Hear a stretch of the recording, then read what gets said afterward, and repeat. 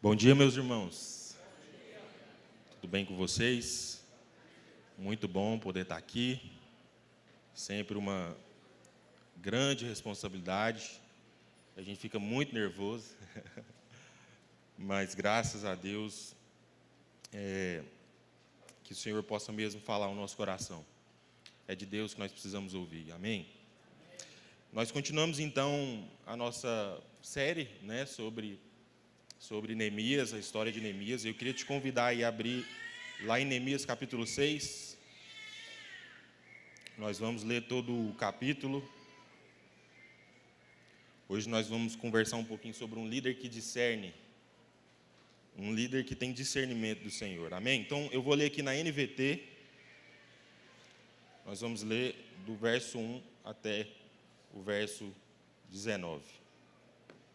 A palavra de Deus que diz assim: Sambalate, Tobias de Gesem, o árabe e o restante de nossos inimigos descobriram que eu havia terminado de reconstruir o muro e que não restavam brechas, embora as portas ainda não tivessem sido colocadas em seus lugares. Então, Sambalate e Gesem enviaram uma mensagem pedindo que eu me encontrasse com eles num dos povoados da planície de Ono. Sabendo que eles planejavam me fazer mal, respondi com a seguinte mensagem: estou envolvido com uma obra muito importante e não posso ir. Por que eu deveria interromper o trabalho e me encontrar com vocês? 4 vezes eles enviaram a mesma mensagem e cada vez respondi da mesma forma. Na 5ª vez, o servo de Sambalate trouxe nas mãos uma carta aberta que dizia: há um boato entre as nações vizinhas, e Gesem o confirma, que você e os judeus planejam se rebelar e por isso estão reconstruindo o muro. De acordo com esses relatos, você planeja se tornar rei deles. Corre a notícia de que você nomeou profetas em Jerusalém para proclamarem a seu respeito: olhem, há um rei em Judá. Pode ter certeza que essa informação chegará ao conhecimento do rei. Sugiro, portanto, que você venha conversar comigo. Eu lhe respondi: nada do que você diz é verdade. É tudo invenção sua. Estavam apenas tentando nos intimidar e imaginavam que iríamos interromper a obra. Assim, continuei o trabalho com a determinação maior ainda. Algum tempo depois, fui visitar Semaías, filho de Delaías e neto de Meetabel, que não podia sair da sua casa. Ele disse: vamos nos encontrar no templo de Deus e trancar as portas. Esta noite, seus inimigos virão matá-lo. Eu, porém, respondi: alguém da minha posição deve fugir do perigo? Alguém como eu deve entrar no templo para salvar a vida? Não farei isso. Percebi que Deus não tinha falado com Semaías, mas que ele havia sido contratado por Sambalate e Tobias para anunciar essa profecia contra mim. Eles esperavam me intimidar e me fazer pecar. Assim, poderiam me difamar e me desacreditar. Lembra-te, ó meu Deus, de todo o mal feito por Tobias e Sambalate. E lembra-te da profetisa Noadia e de todos os outros profetas que tentaram me intimidar. Por fim, no dia 2 de outubro, 52 dias depois do começo de começarmos o trabalho, o muro ficou pronto. Quando nossos inimigos e as nações vizinhas souberam disso, ficaram assustados e sentiram-se humilhados. Perceberam que a obra havia sido realizada com a ajuda do nosso Deus. Durante 52 dias, Tobias e os nobres de Judá trocaram várias cartas.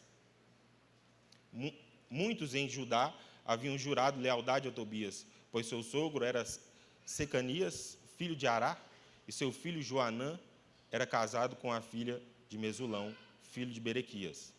Eles sempre falavam das boas ações de Tobias e lhes contavam tudo o que eu dizia. E Tobias continuava a mandar cartas de ameaça para me intimidar. Amém? Meus irmãos, nós vamos conversar então sobre esse capítulo e entrar nesse assunto, mas antes, né, eu queria aqui dar um contexto histórico, eu queria que nós relembrássemos um pouco de tudo isso que nós viemos conversando, né? Qual que é o contexto? Como que a gente chega nessa história? Como que a gente chega aqui no capítulo 6? Para a gente entender, a gente tem que voltar lá na monarquia de Israel.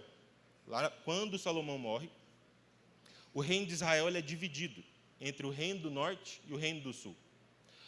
No reino do norte ficam as 10 tribos, e no reino do sul fica a tribo de Judá e a tribo de Benjamim. Só que o reino do norte ele se desvia dos caminhos do Senhor. Deus traz juízo sobre aquela nação. Deus traz e eles então são dominados pelo Império Assírio. Isso acontece na verdade no ano 722 a.C.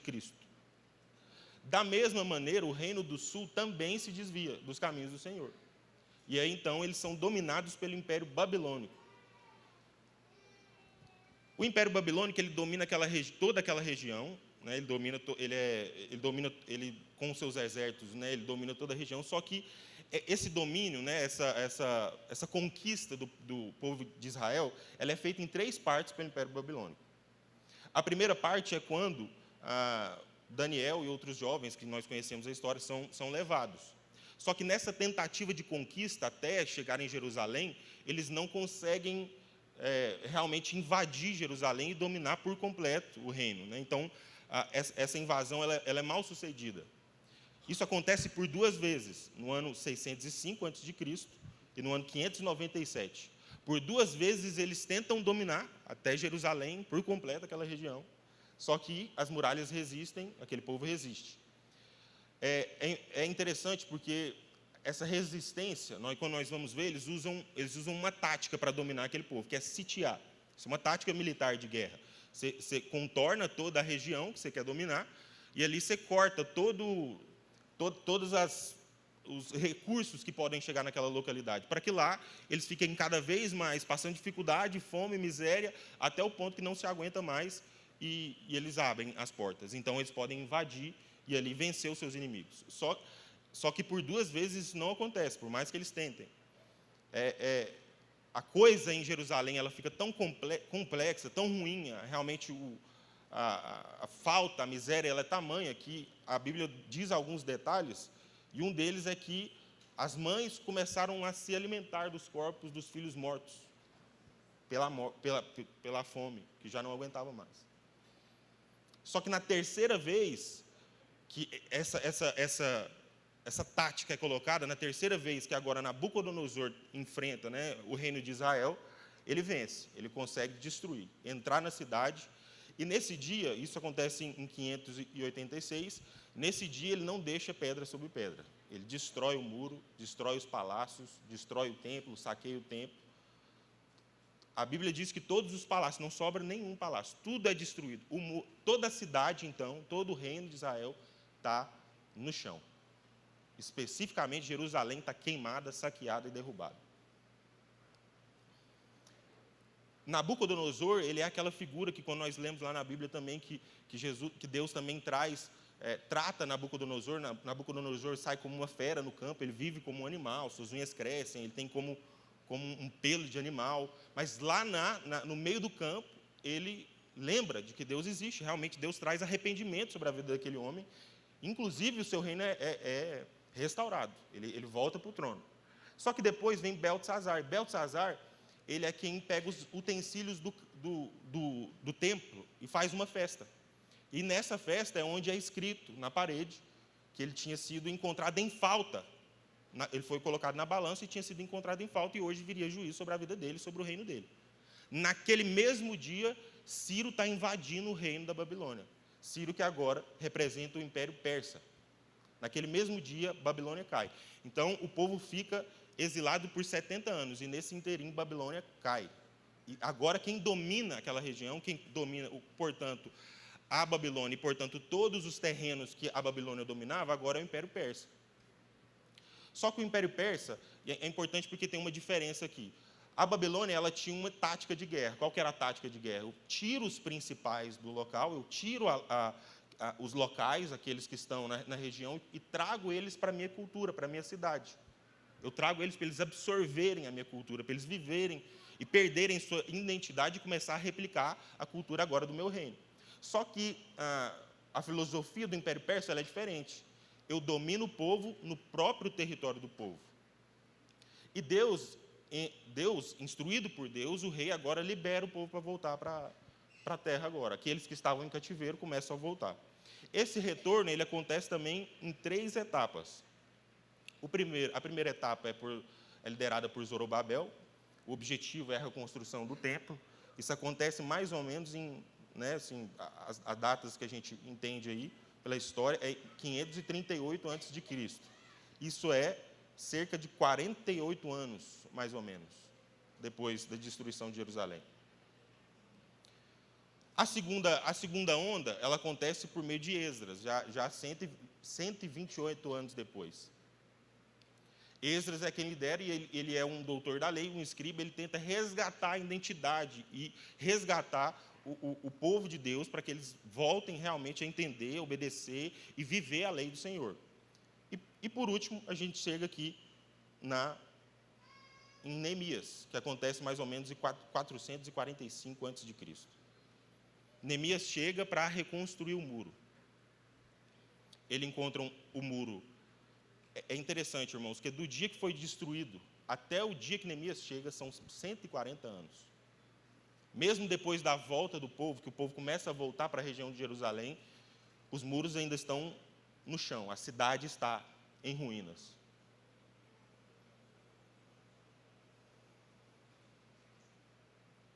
E aqui a gente chega então no recorte do capítulo 6. Neemias chega, começa a reconstruir o muro, ele olha, ele convoca todo o povo está envolvido na reconstrução do muro, ele sofre forte resistência, forte perseguição, se colocam contra Neemias, e a gente chega aqui onde já está quase terminando. Aí é o capítulo 6. O capítulo começa dizendo que as brechas tinham sido preenchidas, faltava colocar o muro, quase terminando. E nesse capítulo acontecem 3 coisas importantes. A primeira coisa importante que eu queria destacar com os irmãos é que Neemias ele recebe 4 convites. 4 convites de Sanbalat e Tobias. Os inimigos dele, até aqui, meu irmão, a linguagem era bruta, era ameaça. Até aqui falou, olha, eu estou contra, me oponho quanto à reconstrução de Jerusalém. Só que no começo aqui eles fazem um convite, muda um pouco. Vamos nos encontrar nas planícies de Ono, para lá a gente conversar. Vamos num lugar neutro. Isso acontece por 4 vezes. Na 5ª vez, o tom muda, já não é mais um convite.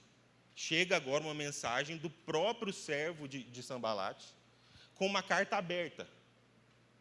Nessa carta aberta nós vimos que tem uma ameaça clara.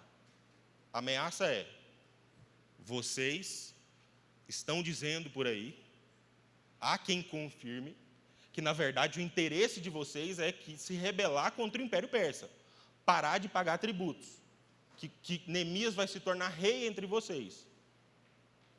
E podem ter certeza que o rei vai ficar sabendo disso.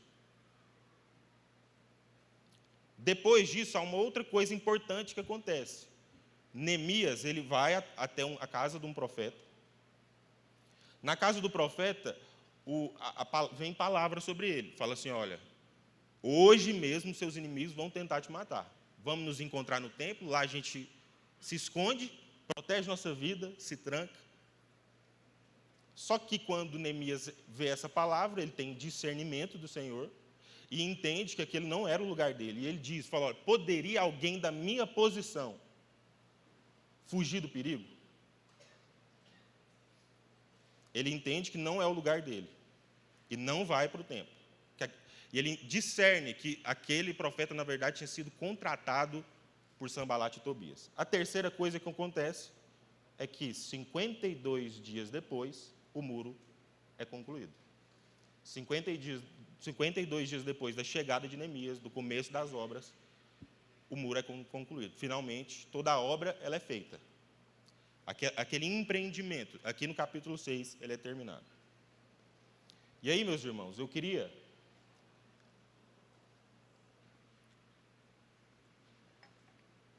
eu queria que a gente refletisse um pouco, tendo em vista e pensasse sobre o discernimento nas nossas vidas. Que nós usássemos o discernimento da parte do Espírito Santo, da parte de Deus, que Deus nos dá, para olhar para essa história.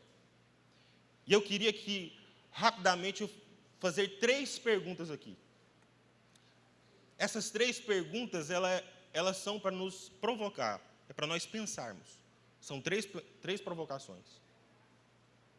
A primeira pergunta é: você é um líder? Quando a gente olha do verso 5 até o verso 7, diz assim, ó: na quinta vez, o servo de Sambalate trouxe nas mãos uma carta aberta que dizia: há um boato entre as nações vizinhas, e Gesem confirma que você e os judeus planejam se rebelar. Por isso, estão reconstruindo o muro. De acordo com esses relatos, vocês planejam se tornar rei. Corre a notícia que você nomeou profetas em Jerusalém para proclamarem a seu respeito. Olhem, há um rei em Judá. Pode ter certeza que essa informação chegará ao conhecimento do rei. Sugiro, portanto, que venha conversar comigo. Se nós, olhando esse texto, o Senhor me trouxe algo importante que não está presente no texto.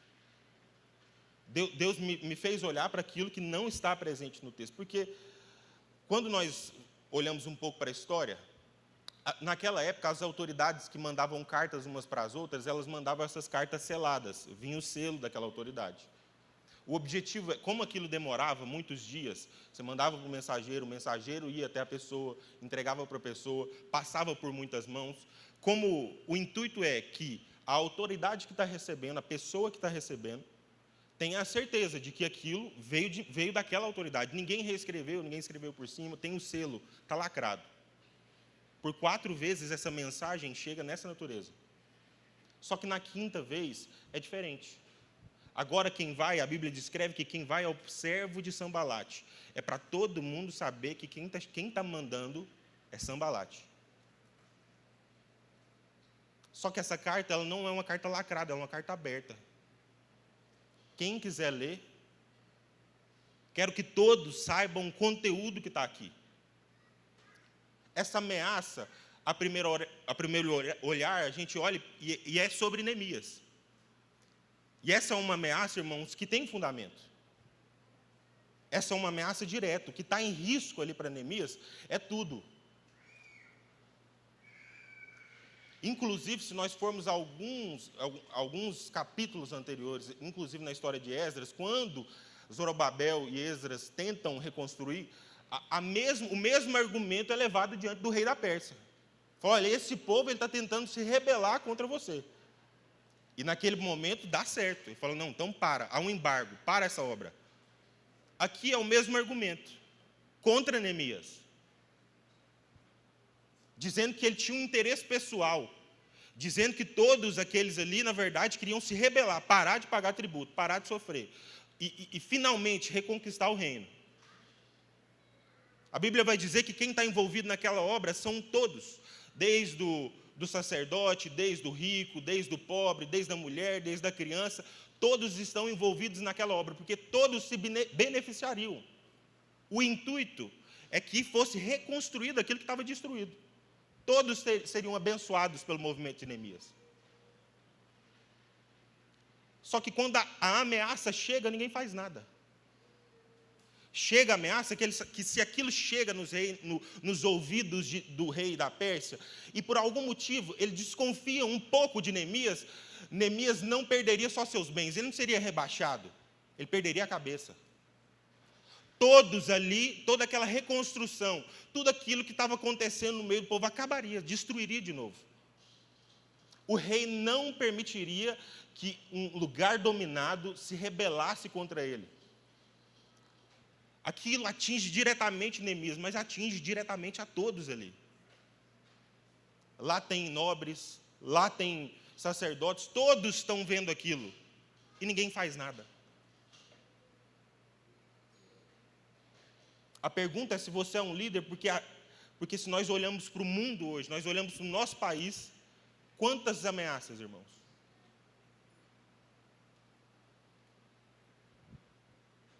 Quantas coisas que estão, sim, nos encontrando, nos alcançam, esses males, também são diretamente contra a gente. E a gente permanece inerte.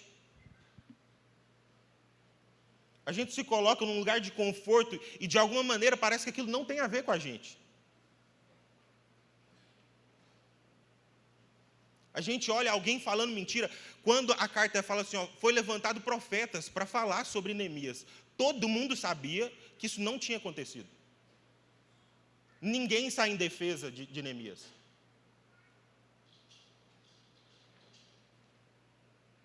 E talvez seja isso que está generalizadamente acontecendo no nosso tempo. Nós vemos um país quebrado, nós vemos problemas na igreja, nós vemos problemas na vida dos outros e pensamos, não é comigo. A gente permanece inerte. A gente vê uma missão, a gente vê um propósito, a gente vê que Deus quer reconstruir os muros. Mas a gente pensa, não é comigo. Se está ameaçado, beleza, quem responde ali é o líder. O Brasil vive hoje uma grande crise de liderança. Nossas instituições estão desacreditadas. A educação enfraquecida. Os hospitais sobrecarregados. A criminalidade alta. A corrupção disseminada. O povo anestesiado, desmotivado. Nós olhamos as ruínas. Isso não mexe com a gente. Quando Neemias chega, não foi desde o dia que há a destruição daquela localidade, desde que a Babilônia domina aquele povo, chega lá, destrói os muros, destrói Jerusalém. Ainda assim permanece um povo lá.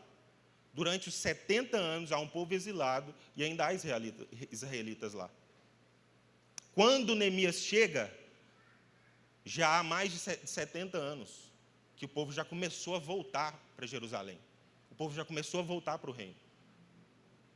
E está tudo exatamente igual de quando a Babilônia dominou.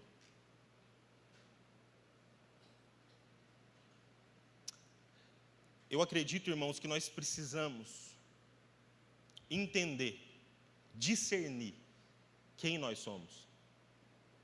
O discernimento de Neemias, ele é a respeito de quem ele é, em primeiro lugar. Não é se é ou não é com ele. Não é se é responsabilidade dele ou não. Nós olhamos para a vida e para as necessidades, de alguma maneira, a gente sempre acha uma forma de se desvincular. Fala, não, isso aí é com Neemias. Não, isso aí é com Marcão. Não, isso aí é com o conselho, isso aí é com o Vivaldo, é com o André. Isso aí é com o prefeito. Isso aí é com o presidente, isso aí é com o governador, isso aí é com o Senado. Eu não tenho a ver com isso. Neemias, um pouco antes, nos versículos anteriores, a Bíblia vai dizer que Neemias ele recebe um convite. E é interessante essa mudança de tom. Por 4 vezes é como se eles falassem assim, ó, Neemias, vamos nos encontrar num lugar neutro. Os inimigos estão falando assim, ó, Neemias, vamos nos encontrar nas planícies de Ono, vamos nos encontrar lá fora dos muros de Jerusalém, lá num lugar neutro, lá a gente conversa. Como eu disse, o tempo todo é ameaça. O tempo todo é falando, não, essa obra não vai ser completa. O tempo todo é querendo que aquilo não aconteça, eu sou seu inimigo, não vai dar certo. Se passar uma raposa por cima desse muro, ele cai. É oposição direta contra a vida deles. Mas, por um momento, ele faz um convite para um outro líder. A minha sensação é que aqui mudou um pouco, já é um tom. Já que está quase pronto, espera aí, vamos conversar? Só que Neemias, ele é claro, ele fala assim, ó, eu estou envolvido numa grande obra. Só que quando eu leio isso, irmãos, eu fico com a sensação de que isso tem a ver com a gente. Porque é como se a gente estivesse entrando na nossa cabeça, que existe um lugar neutro. Nossos inimigos estão nos ameaçando, mas por um momento, eles chegam e falam assim, vamos ter paz? E começa a entrar na nossa cabeça que existe sim um lugar que a gente pode conversar. O que Neemias nos ensina é que nós não negociamos com os nossos inimigos. E antes que você olhe, pense aquela pessoa que você não gosta, antes que você pense assim, aquele chefe chato, aquela pessoa que você acredita que é seu inimigo, eu queria ler Efésios capítulo 6, verso 12. Pois não lutamos contra inimigos de carne e sangue, mas contra governantes e autoridades do mundo invisível, contra grandes poderes neste mundo de trevas, contra os espíritos malignos nas esferas celestiais. De alguma maneira está entrando na nossa cabeça que a gente pode sentar com esses inimigos e achar um lugar que ninguém incomoda ninguém. Não, vamos sentar aqui, vamos fazer o seguinte, você não me dá trabalho, eu não te dou trabalho, está tudo certo, vamos seguir a vida. Às vezes são nos momentos mais sensíveis, que o muro está quase pronto. Essa construção, essa obra que Deus está fazendo na sua vida, aí chega o inimigo. E de alguma maneira nós estamos olhando e estamos concordando. Achando que tem algum acordo com os demônios, falando, não, está tudo bem. As fortalezas, os principados desse mundo, nós estamos olhando e falando, não, vamos abrir algumas exceções? Vamos negociar?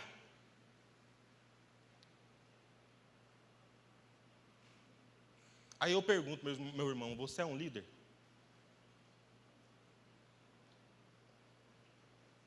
Só que daí continua o texto, e eu queria trazer uma outra pergunta. A pergunta é o seguinte, por que você é um líder? Lá em Neemias, no capítulo 6, do verso 10, ele diz assim, algum tempo depois, fui visitar Semaías, filho de Delaías e neto de Meetabel, e não podia sair da sua casa. Ele disse, vamos nos encontrar no templo de Deus e trancar as portas. Esta noite os seus inimigos virão matá-lo. Eu, porém, respondi, alguém da minha posição deve fugir do perigo? Alguém como eu deve entrar no templo e salvar a vida? Não farei isso. Sabe, é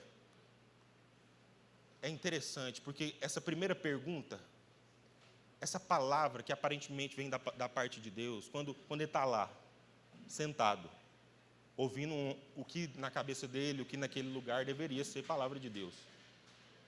A primeira, sabe o que ele fala? Sabe o que ele faz? Para onde ele leva os olhos de Neemias? Fala, pense em si. Pense nos seus problemas. Fala, Neemias, hoje mesmo eles vão querer te matar. Vamos nos salvar? Os olhos são redirecionados para o medo. Medo da morte. Medo daquilo que ele pode perder. Medo de que a vida dele seja largada, seja deixada. E é interessante porque esse redirecionamento, essa provocação de assim, pense em você, vamos nos proteger. Isso não é novo. Lá em Mateus capítulo 4, nós temos a tentação de Jesus. Em todas as falas de Satanás para Jesus pense em você, se você é o Filho de Deus. Se você está aqui nesse tempo de jejum, se você é o Filho de Deus, faça com que essas pedras se transformem em pão. Existe uma mente, existe uma provocação, existe uma estrutura, existem potestades espirituais que querem nos fazer pensar, achar um lugar de trégua, um lugar cinzento, um lugar neutro. E depois ele já logo te manda a pensar em você, nas suas necessidades. Não se entregue. Não pense primeiro no propósito, pense primeiro nas suas necessidades. Pense primeiro naquilo que te falta. Pense primeiro nos seus problemas. Pense primeiro naquilo que você pode ter de bom. Pense primeiro naquilo que você pode ganhar. Pense primeiro naquilo que você pode ter de vantagem. Antes de pensar naquilo que você entrega, pensa nas suas dificuldades, resolve os seus problemas. Quando Neemias chega, ele encontra um povo que tudo para eles era sobre a miséria, um povo em miséria. Quando eles entram em desacordo, eles entram com Neemias, eles entram no propósito, há um clamor no meio do povo. Falou, olha Neemias, nós estamos em miséria. O olhar do povo era tudo sobre o que faltava. Na cabeça deles, o problema era dinheiro. Na cabeça deles, o problema é que se tivesse, então, dinheiro, se de alguma coisa tivesse recurso, então a gente poderia viver agora. A nossa miséria, a nossa falta aqui, fica bem evidente que falta algo. E quantos de nós, meus irmãos, estamos vivendo a partir daquilo que falta? Isso rouba o nosso coração. Isso rouba a nossa vida ao ponto de, sim, a gente não conseguir viver. Por quê? Porque a gente não tem um carro ainda, a gente não tem a casa ainda, a gente não fez aquela viagem que a gente achou que deveria fazer, a gente não está no lugar que deveria fazer. O nosso filho não estuda na escola que deveria estudar. Quantos agoniados, irmão? Quantos ansiosos? Quantos depressivos? Quantos atingidos? E aqui eu me coloco nesse lugar. Quantas vezes acontece algo na vida, uma grande expectativa é frustrada, a gente olha e parece que acabou. Quantos de nós com a vida sem sentido, por quê? Porque não aconteceu algo que a gente esperava. Porque o nosso olhar, ele é direcionado para dentro e tudo que a gente vê é aquilo que a gente não tem ainda, aquilo que a gente não é ainda, aquilo que a gente não pode ainda. Só que Neemias, quando ele é levado e provocado, falou, olha, pense então no seu bem, vai lá para o templo, se proteja, se salve, vai dar tudo certo. Pense em você. Não é, e meu irmão, só abrir um parênteses, não é que você não tem que pensar em você. Não é que não falta, não é que você não possa estar sentindo faltas.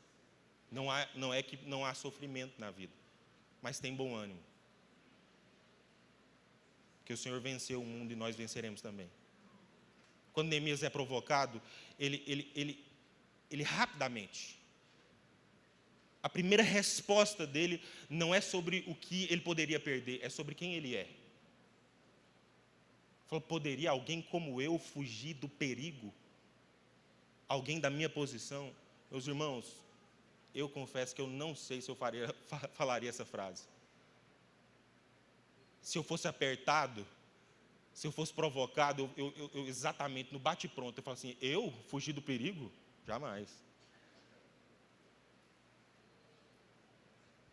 A palavra que ele usa é do perigo, irmão, ele está indo de encontro ao perigo.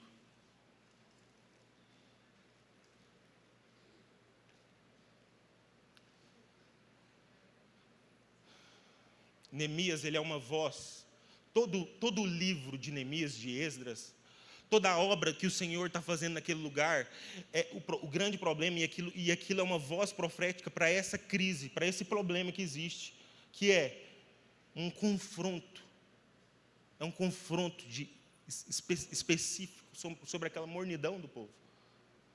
Sobre um povo que pensava naquilo que lhe falta, sobre um povo que não entende quem é, que não tem discernimento do Senhor para aquilo que é o propósito.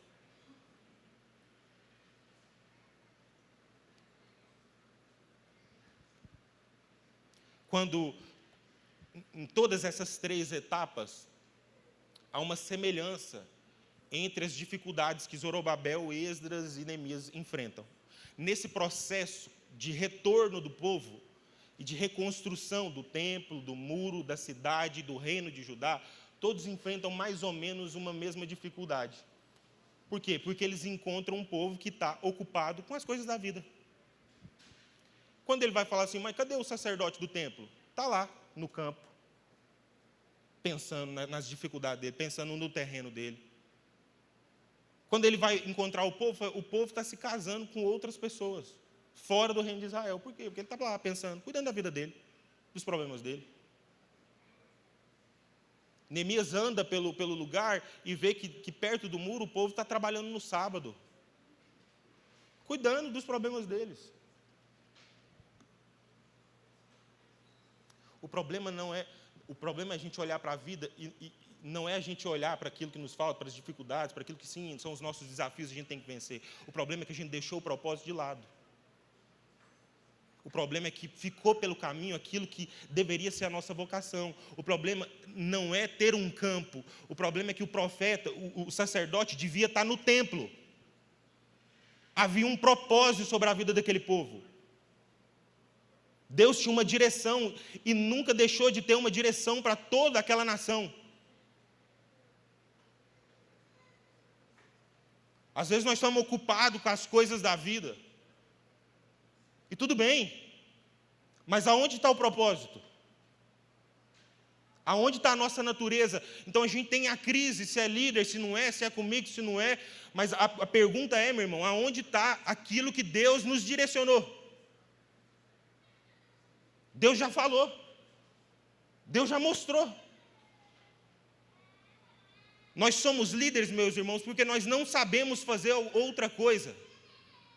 É porque é parte da nossa natureza. Ele responde de bate pronto, fala, olha, onde eu poderia ir? Por que eu me esconderia no templo? Porque isso faz parte de quem eu sou. Eu assumo a responsabilidade, é porque isso faz parte de quem eu sou. Eu olho os problemas e posso sim fazer isso, porque é parte de mim. É parte da minha natureza. Liderança não é só uma questão de vocação. Nós precisamos sim entender e desmistificar muita coisa, mas nós precisamos entender que a responsabilidade é com a gente. É comigo e com você. Porque faz parte. Nós não podemos fazer outra coisa. Então nos incomoda essas questões sociais, essa injustiça, porque isso nós não podemos viver de outro jeito. Nós temos que olhar para essas dificuldades e isso nos atrai. É porque é nossa responsabilidade, nós não podemos passar a largo diante disso. Porque Deus já habita em nós. É triste, irmão, porque a gente olha para esse problema, essa questão que teve lá no Rio de Janeiro. E é muito triste, irmão, porque a gente vê crente brigando com crente, porque o pastor falou aquilo, o outro falou aquilo, e vira uma questão, porque todo mundo achando o que deveria ter acontecido, o que não deveria ter acontecido, como se aquilo não tivesse nada a ver com a gente. Como se a gente não se condoer, não estar envolvido nesse processo, não fosse a realidade sobre nós. E a gente vê irmão brigando com o irmão, as coisas se separando, porque a gente não entende. Que não é sobre a opinião, é sobre a responsabilidade. E aqui eu termino com a última pergunta. Por que você pode, então, ser um líder? Neemias capítulo 6, verso 16. Quando nossos inimigos e nações vizinhas souberam disso, ficaram assustados e sentiram-se humilhados. Perceberam que a obra havia sido realizada com a ajuda de nosso Deus.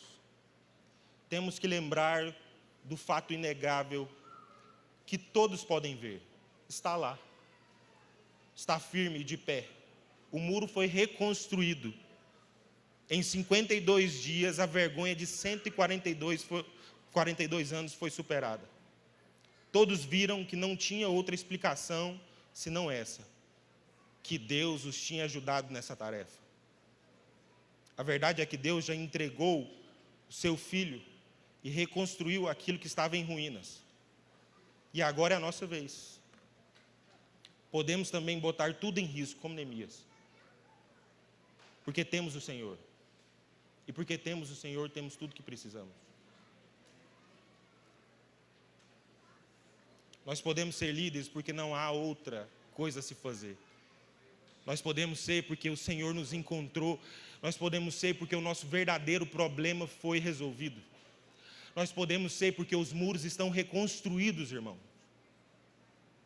Aquele povo pode olhar e perceber que Deus é fiel. Que aquele que começou a boa obra é fiel para terminá-la. Que Deus faz em 52 dias o que em 142 anos não foi feito. Nós não servimos a um Deus de pedra, nós não servimos a um Deus que não pode, mas nós servimos a um Deus grande, verdadeiro, que pode todas as coisas. Nós podemos sim olhar para a responsabilidade e para os problemas e ir diante do perigo, porque Deus é conosco. Nós podemos sim olhar para todas essas dores e enfrentar a vida, porque temos o Senhor. Eu queria terminar com algo que Deus trouxe ao meu coração nessa semana. Já estou terminando.